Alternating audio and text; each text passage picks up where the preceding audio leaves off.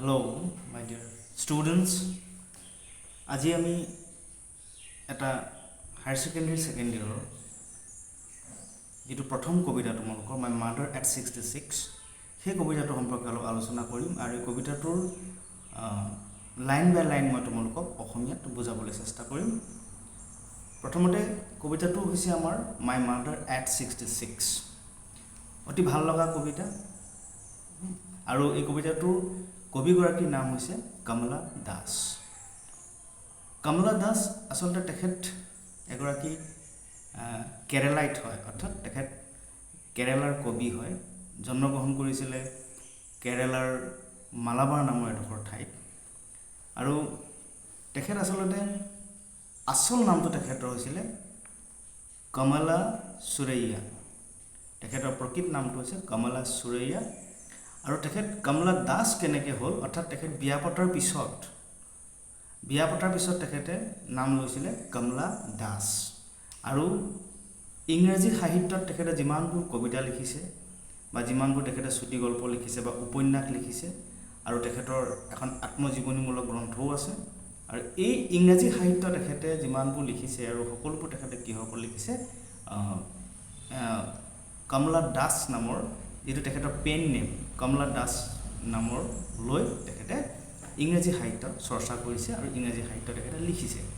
আৰু কমলা দাসক এগৰাকী আমি যদি কওঁ, তেখেতে চুটি গল্পও লিখিছে আৰু তেখেতে কবিতা পুথিও আছে তেখেতৰ, আৰু লগতে তেখেতৰ উপন্যাসো আছে আৰু লগতে তেখেতৰ এখন আত্মজীৱনীমূলক গ্ৰন্থ আছে। গতিকে আমি প্ৰথমতে চাব লাগিব যে তেখেত এগৰাকী বিখ্যাত কবি আৰু তেখেতৰ কি বুলি এটা জনা গৈছিলে, তেখেতৰ কবি হিচাপে তেখেতক কেনেধৰণৰ কবি বুলি জনা গৈছিলে, তেখেত হৈছিলে এগৰাকী কনফেশ্যনেল পইণ্ট। মনত ৰাখিবা, তেখেতক কি বুলি কোৱা যায়, কনফেশ্যনেল পইণ্ট। আৰু আমি জানো যে তেখেতৰ দুখন বিখ্যাত কবিতা পুথি আছে। প্ৰথম কবিতা পুথিখন হৈছে ছামাৰ ইন কেলকাতা।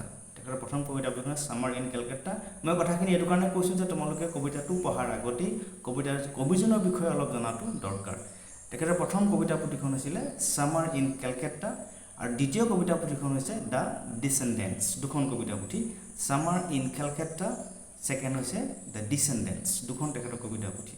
আৰু তেখেতৰ এখন অটোবায়োগ্ৰাফি আছিলে, আত্মজীৱনীমূলক গ্ৰন্থ, সেইখন নাম হৈছে মাই ষ্টৰী, বহুত বিখ্যাত মাই ষ্টৰী।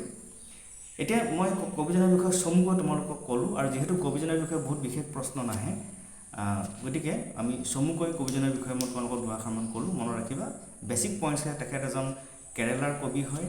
তেখেতৰ কেৰেলাৰ নামটো হৈছে কমলা সুৰৈয়া আৰু তেখেত যেতিয়া বিয়া পতাৰ পিছত তেখেতে নাম লৈছিলে কমলা দাস আৰু ইংৰাজী সাহিত্য তেখেতে কমলা দাস নামেৰে ইংৰাজী সাহিত্য তেখেতে চৰ্চা কৰিছিলে আৰু বিভিন্ন কবিতা লিখিছিলে, উপন্যাস, চুটি গল্প আৰু তেখেতৰ আত্মজীৱনী মাই ষ্টৰী লিখিছিলে।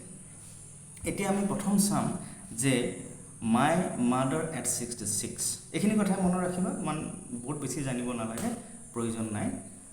আৰু প্ৰথম কথা হৈছে কি, কবিতাটো মাই মাদাৰ এট 66, এই কবিতাটোত আমি প্ৰথমে কি বুজিব লাগিব যে কবিতাটো খুব সুন্দৰ। গতিকে তোমালোকে ভিডিঅ'টো আৰম্ভণিৰ পৰা শেষলৈকে চাবা, স্কিপ নকৰিবা।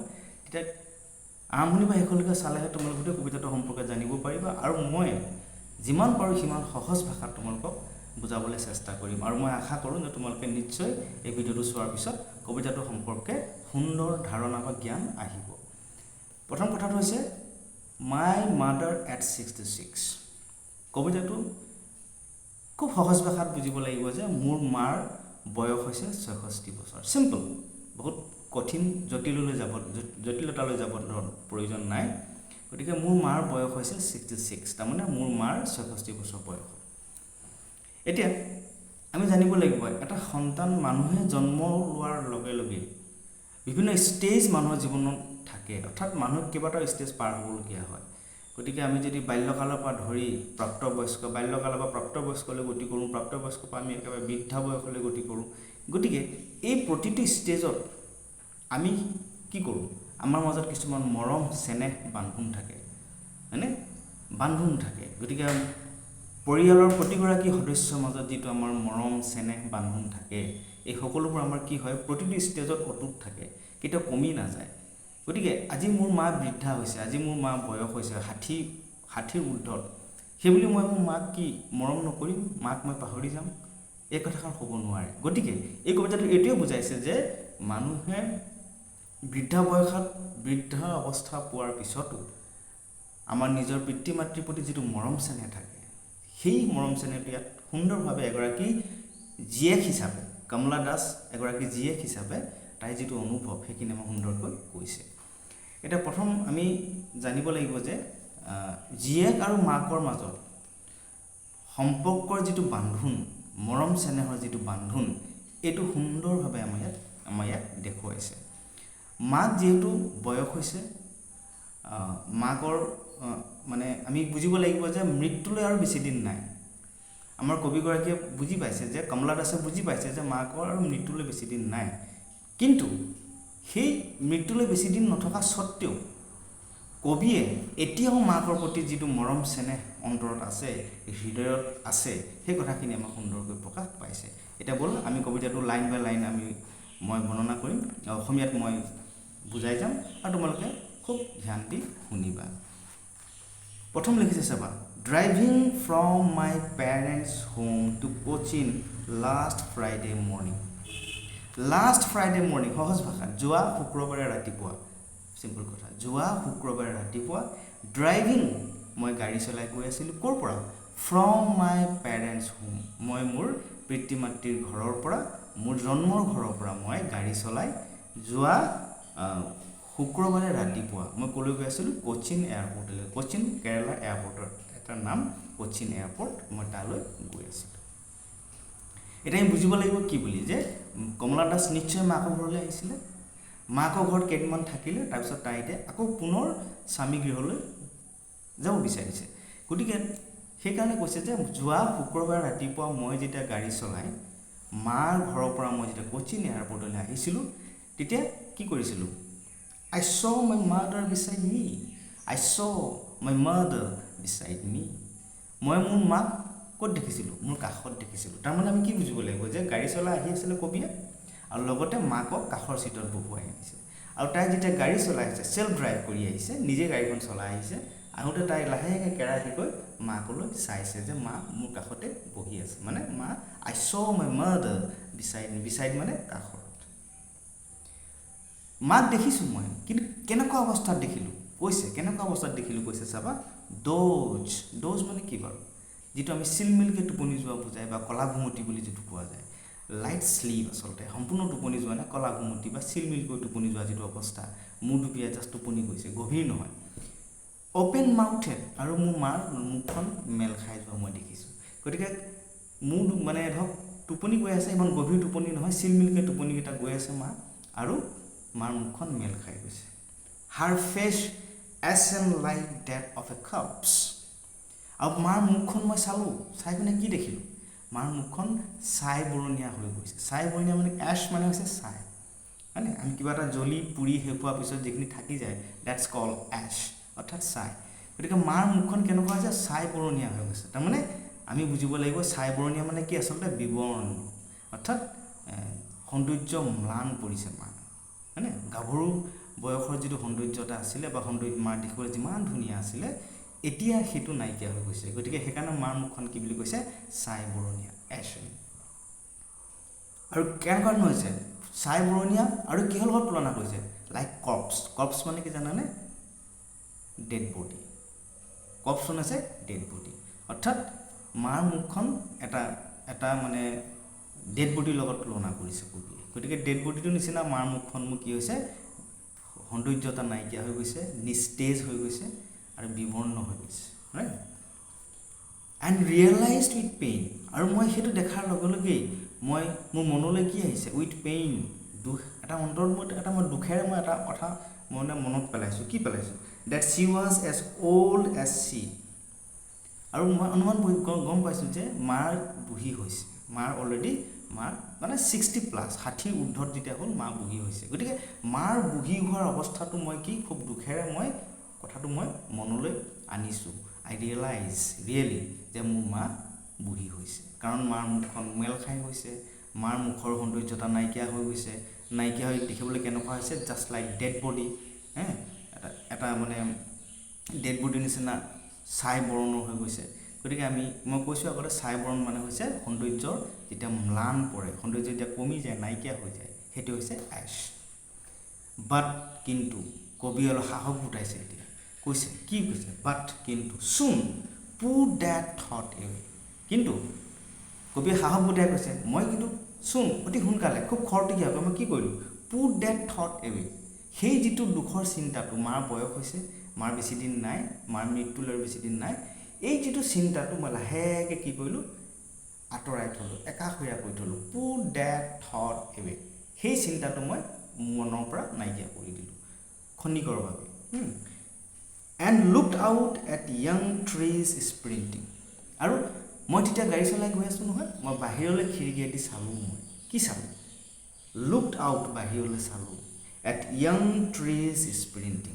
সেই গছবোৰ, যিবোৰ গছক ডেকা, মানে কি ধৰক গছবিলাকক ডেকাৰ লগত তুলনা কৰিছে, য়াং মানে একদম ফূৰ্তিবাজ, আৰু মানে কোনো কেয়াৰ ফ্ৰী লাইফ, অৰ্থাৎ কি হৈছে মানে ধৰক য়াং গছবিলাকক কৈছে। আৰু স্প্ৰিণ্টিং, স্প্ৰিণ্টিং মানে হৈছে ফাষ্ট, শ্বৰ্ট ফাষ্ট ৰেচ, অৰ্থাৎ ৰানিং। গছবিলাক খুব বেগাই মানে মই গৈ থকা দেখিছোঁ সিহঁতক। গতিকে মই খিৰিকীয়েদি মই যেতিয়া গছবোৰ বেগাই গৈ যোৱা দেখিছোঁ, মই তেতিয়া মোৰ কি হৈছে, মনটো আনন্দ লাগিছে, আৰু সেই সময়তে মই মাৰ কথাটো পাহৰি পেলাইছোঁ। এতিয়া আমি যে গাড়ী চলাই গৈ থাকোঁতে আমাৰ কি হয়, গছবিলাক পিছফালে খুব মানে গতি কৰা আমি দেখিবলৈ পাওঁ। সেইটোৱে কোৱাইছে ট্ৰিজ স্প্ৰিণ্টিং। গাড়ীখন গৈ আছে ধৰক পূবফালে, কিন্তু গছবিলাক আমি পশ্চিমফালে বিপৰীত দিশত আমি গতি কৰা দেখিবলৈ পাওঁ, হয়নে? গতিকে সেই কথাটোৱে কৈছে যে গছবিলাকক মই খুব বেগাই গতি কৰা দেখিবলৈ পাইছোঁ, তাৰমানে ট্ৰিজ স্প্ৰিণ্টিং, সেইটোকে বুজাইছে ট্ৰিজ স্প্ৰিণ্টিং। আৰু এই গছবিলাক কি কৈছে, য়াং। য়াং মানে আমি কি বুজিম, একদম চিন্তা নাইকিয়া, আনন্দ, ফূৰ্তি, তামাচা, এইবিলাক কৰি থকা সেই বয়সটোকে হৈছে য়াং। গতিকে কোনো ধৰণৰ চিন্তা নাইকিয়া, মানে একদম সুন্দৰ এটা জীৱন। The merry children spilling out of their homes. আৰু লগতে আৰু কি দেখিলে, মেৰি চিলড্ৰেন, মেৰি মানে কি, সেই হাঁহি ফূৰ্তি আনন্দ কৰি থকা সৰু সৰু ল'ৰা ছোৱালীবিলাকে কি কৰিছে, spilling out of their homes, সিহঁতৰ ঘৰৰ পৰা সিহঁত ওলাই অহাটো বুজাইছে। মানে কিছুমান সৰু ল'ৰা ছোৱালীয়ে কি কৈছে, ঘৰৰ পৰা দৌৰি দৌৰি মানে পথাৰত খেলিবলৈ ফূৰ্তি মনেৰে ওলাই অহাটোকে কৈছে স্পিলিং। স্পিলিং মানে আচলতে প্ৰকৃত ইয়াৰ যিটো অৰ্থ হৈছে, লিটাৰেল মিনিংটো হৈছে স্পিলিং মানে হৈছে পাত্ৰৰ পৰা যেতিয়া পানী বাগৰি পৰি যোৱা যিটো কণ্ডিশ্যন, যিটো কয় স্পিল। ধৰক কিবা এটা কণ্টেইনাৰ এটা আছে, তাৰ পৰা পানী বাগৰি মানে পৰি গৈছে, ডেটছ কল্ড স্পিল, হয়নে? সেইটো কিন্তু ইণ্টেনশ্যনেলি কৰা নাযায়, আনইণ্টেনশ্যনেলি, তুমি গম নোপোৱাকৈ মানে কি হৈছে, পাত্ৰটো পানী ফুল হৈ গ'ল, অট'মেটিকলি কিনাৰেদি বাগৰি গৈছে, ডেটছ কল্ড স্পিল। ইয়াত আমি সেইটো বুজিব নোৱাৰোঁ। ইয়াত আমি কি বুজিম যে সৰু ল'ৰা ছোৱালীবিলাকে গোটেইখিনি একেলগে মানে ফূৰ্তি তামাচা কৰি একেলগে পথাৰলৈ মানে যোৱা যিটো পৰিৱেশ, সেইটো কথা মোক বৰ্ণনা কৰিছে। গতিকে কবিয়ে দুটা বস্তু দেখিলে গাড়ীৰ পৰা। নাম্বাৰ 1, সেই সুন্দৰ আনন্দ কৰি থকা ডেকা গছবিলাকে দৌৰি মানে খুব খৰতকীয়াকৈ বেগাই গাড়ীৰ পিছফালে গৈ আছে। আৰু দ্বিতীয়টো কি দেখিলে, সেই ল'ৰা ছোৱালী কিছুমানে কি কৰিছে, ঘৰৰ পৰা ল'ৰা ছোৱালীবিলাকে কি কৰিছে, আনন্দ মানে ফূৰ্তি কৰি পথাৰলৈ খেলিবলৈ যিটো ওলাই যোৱা পৰিৱেশ, দুটা বস্তু দেখিলে। এই দুটা বস্তু দেখাৰ লগে লগে কবিৰ মনৰ যিটো মাকৰ প্ৰতি যিটো দুখ আছিলে, সেইটো অলপ সময়ৰ কাৰণে তেখেতে আঁতৰাই ৰাখিলে। মানে এইকেইটা বস্তু দেখি তেখেতৰ মনটো অকণমান আনন্দ লাগিলে, মানে দুখটো নাইকিয়া হৈ গৈছে অলপ সময়ৰ কাৰণে। বাট আৰু আমি লাহে লাহে গৈ গৈ আমি কি পালোঁগৈ, কোচিন এয়াৰপৰ্টটো পালোঁগৈ। After the airport security check, আমি কোচিন এয়াৰপৰ্ট পালোঁগৈ। তাত আমাৰ ছিকিউৰিটি পাৰ্চনেল আছে, পুলিচসকল আছে। তেখেতলোকে মোক চেক কৰিলে, চেক কৰি মোক ভিতৰত ভৰাই দিলে। এয়াৰপৰ্টৰ ভিতৰত মই সোমাই গ'লোঁ, আৰু মা কি হ'ল, বাহিৰত ৰৈ থাকিলে। ইয়াত আমাৰ ছবিটো ধুনীয়াকৈ দিছে, ছবিটো দেখিছা, এই ছবিটো ধুনীয়াকৈ দিছে যে মোক ছিকিউৰিটি পাৰ্চনেলখিনিয়ে মোক চেক কৰিলে, চেক কৰাৰ পাছত মোক ভিতৰলৈ সোমোৱাই দিলে, আৰু মা বাহিৰত ৰৈ থাকিলে। Standing a few years away. এতিয়া মই ভিতৰলৈ সোমাই গ'লোঁ, আৰু মা কি হৈছে, মা ফিউ ইয়াৰ্ড মানে এটা দৈৰ্ঘ্যৰ এটা জোখ, একক। ইয়াৰ্ড সাধাৰণতে মানে দুহাত, এনেকুৱা ধৰণৰ এটা দৈৰ্ঘ্যৰ এটা একক। গতিকে এটা ফিউ ইয়াৰ্ছ এৱে মানে কেইটা অলপ ইয়াৰ্ডৰ মানে আঁতৰত মা থিয় হৈ আছে, আৰু মই ভিতৰলৈ সোমাই গ'লোঁ। few years away. I looked again at her, when pale as a late winter's moon. মই ভিতৰলৈ সোমাই গ'লোঁ, মা অলপ ইয়াৰ্ডত আঁতৰ থিয় হৈ আছে। মই ভিতৰলৈ সোমাই গৈ আকৌ মাক মই ঘূৰি চালোঁ, looked again, আকৌ ঘূৰি চালোঁ, at her, কি ঘূৰি চালোঁ? at her when pale. when and pale আমি এক প্ৰকাৰ আমি চিনোনিম হিচাপে ইউজ কৰিব পাৰোঁ, অসুবিধা নাই। আমি সমাৰ্থক শব্দ আচলতে when pale মানে দুইটাই নিস্তেজ বুজায়, অৰ্থাৎ সৌন্দৰ্য নাইকিয়া হৈ যোৱা, বিবৰ্ণ, সেইটোকে when and pale বুলি কৈছে। এজ এ লেট উইণ্টাৰ্ছ মুন, মাৰ মুখখন মই কি দেখিলোঁ? when and pale, বিবৰ্ণ, নিস্তেজ, সৌন্দৰ্য নাইকিয়া হৈ যোৱা মাৰ মুখখন মই দেখিলোঁ আকৌ। আৰু তেতিয়া মোৰ কিহলৈ মনত পৰিলে? মাৰ মুখখন যেন এটা লেট উইণ্টাৰ্ছ মুন, তাৰমানে শেষ ৰাতি, ঠাণ্ডা দিনৰ শীতকালৰ শেষ ৰাতিৰ জোনটোৰ লগত মাকৰ মুখখন তুলনা কৰিছে। এতিয়া কেনেকৈ মাকৰ মুখখন শীতকালৰ জোনটোৰ লগত কেনেকৈ তুলনা কৰিছে? তাৰমানে শীতকালৰ জোনটো কি হয় চাবা, শেষ ৰাতিৰ জোনটো কি হয়? Last stage. তাৰমানে শেষ ৰাতি আৰু অলপ সময় পিছতে কি হ'ব? পোহৰ হ'ব আৰু আমাৰ বেলি ওলাব। সেইকাৰণে লাষ্ট ষ্টেজ, শেষ ৰাতি যোনটো লাষ্ট ষ্টেজ বুলি কৈছে, আৰু সি আৰু পোহৰ দিবলৈ সময় নাথাকে, আৰু তাৰমানে বেলি ওলাব আৰু পোহৰ হ'ব, লাষ্ট ষ্টেজ। আৰু মাকৰ লাষ্ট ষ্টেজ, জীৱনৰ লাষ্ট ষ্টেজ, ঠিক আছে। আৰু এটা কাৰণ আছে, সেইটো হৈছে কি? শেষ ৰাতিৰ যোনটো পোহৰটো আমি ইমান ফটফটীয়া, আমি ইমান সুন্দৰকৈ নেদেখোঁ। কিয় নেদেখোঁ জানানে? ঠাণ্ডা দিনত কুঁৱলী পৰে, কুঁৱলী পৰিলে আমাৰ গোটেইখন ধুঁৱলী, মানে একদম কুঁৱলীৰ কাৰণে কি হয়? জোনৰ পোহৰটো আমি স্পষ্টকৈ দেখা নাপাওঁ। জোনটো যদি আমি চাওঁ পিছ ৰাতি, আমি স্পষ্টকৈ দেখা নাপাওঁ। জোনটো কিমান সুন্দৰ দেখিবলৈ, কিমান চাফা, সেইটো কিন্তু আমি দেখা নাপাওঁ শেষ ৰাতি। তাৰমানে আমি কি বুজিব লাগিব?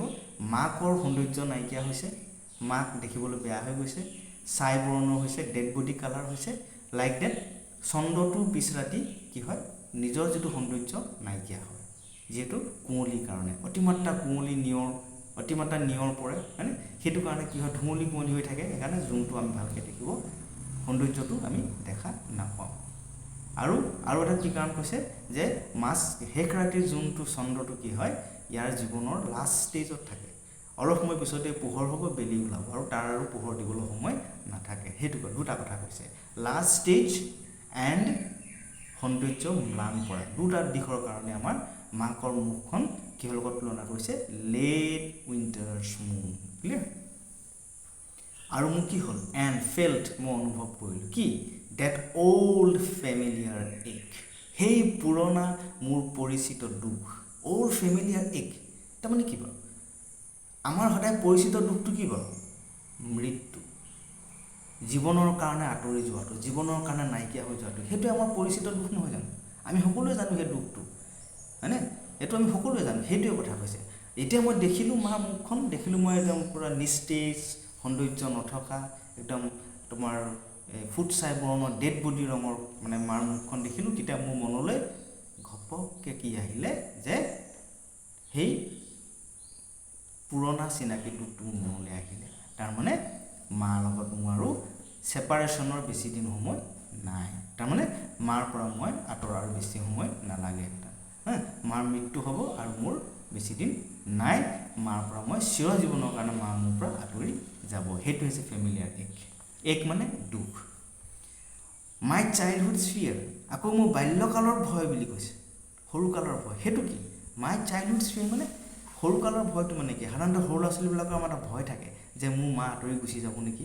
সেইকাৰণে আমি সাধাৰণতে সৰু ল'ৰা ছোৱালীয়ে কি হয়? মাক অলপ সময় ঘৰৰ পৰা আঁতৰি গ'লে কান্দোন আৰম্ভ হৈ যায়। তাৰমানে কি? মাকৰ পৰা আঁতৰি থাকিব নোৱাৰে, মাকৰ পৰা আঁতৰি থকাটো বৰ কষ্টকৰ এটা সৰু ল'ৰাৰ কাৰণে। ঠিক সেইদৰে কবিয়ে কৈছে, মোৰ সেই সৰুকালৰ ভয়টো মোৰ আকৌ আহিছে মনলৈ, যে মাৰ পৰা আঁতৰি থকাটো যেন মোৰ কাৰণে বৰ কষ্টকৰ। এই ভয়টো মোৰ ওচৰলৈ আকৌ আহিছে। এই দুটা মূল কাৰণ হৈছে মৃত্যু, মানে মাকৰ মৃত্যু আৰু বেছি দিন নাই। মাকৰ মৃত্যু হোৱাৰ লগে লগে কবি মাকৰ পৰা আঁতৰি, জীৱনৰ কাৰণে আঁতৰি যাব লাগিব, আৰু মাক কবি জীৱনৰ পৰা চিৰজীৱনৰ কাৰণে নাইকিয়া হৈ যাব।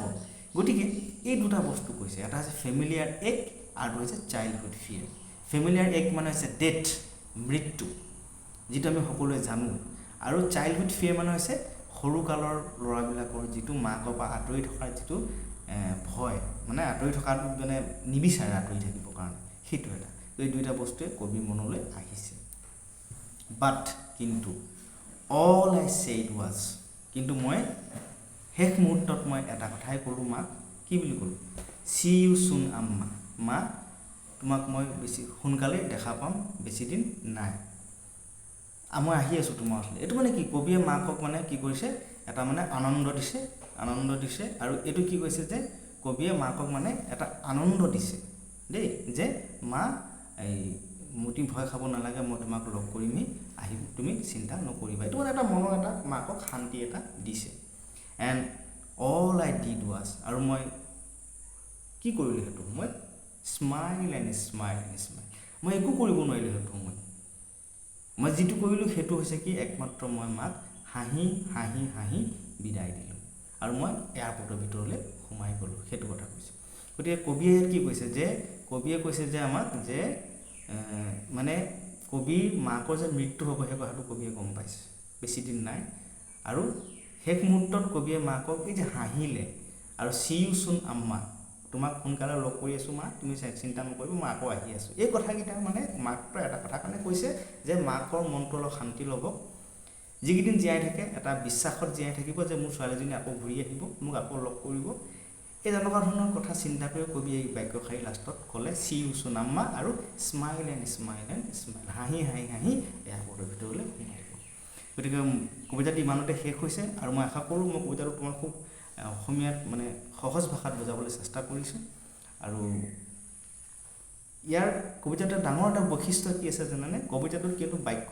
এটাই ইয়াত মাজত কোনো ফুল ষ্টপ নাই বাক্য এটা বাক্যতে কবিতাটো আৰম্ভণি হৈছে আৰু শেষো হৈছে কিন্তু মাজত কমা আছে কিন্তু ফুল ষ্টপ নাই চ' কবিতাটো দেৰ ইজ অনলি ওৱান চেণ্টেন্স মানে কবিতাটো মাত্ৰ এটাহে বাক্য যিটো মাজত কমা আছে কিন্তু ফুল ষ্টপ নাই এই কথাখিনি ক'লোঁ আৰু ভিডিঅ'টো নিশ্চয় চাই তোমালোকে উপকৃত হ'বা বুলি মই ভাবিছোঁ আৰু শেষত এটা কথাই কওঁ ভিডিঅ'টো যদি ভাল পাইছা লাইক কৰিবা শ্বেয়াৰ কৰিবা আৰু চেনেলটো ছাবস্ক্ৰাইব কৰিবা অ'কে আৰু ইয়াৰ পিছত মই আৰু তোমালোকৰ বাকী যিখিনি কবিতা আছে এই কবিতাখিনি দিবলৈ চেষ্টা কৰিম শেষত এটা কথাই কওঁ ভিডিঅ'টো চাই নিশ্চয় উপকৃত হ'বা বুলি আশা ৰাখিলোঁ থেংক ইউ